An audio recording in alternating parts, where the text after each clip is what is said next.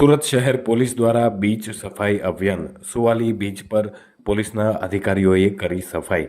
ધારાસભ્ય સંદીપ દેસાઈ અને બારડોલીના સાંસદ પ્રભુભાઈ વસાવા પણ ઉપસ્થિત રહ્યા। દરિયા કિનારા પરથી કચરો ઉપાડી અને અધિકારીઓએ સ્વચ્છતાનો સંદેશ આપ્યો। સુરત શહેરને સ્વચ્છ રાખવા અપીલ પણ કરવામાં આવી।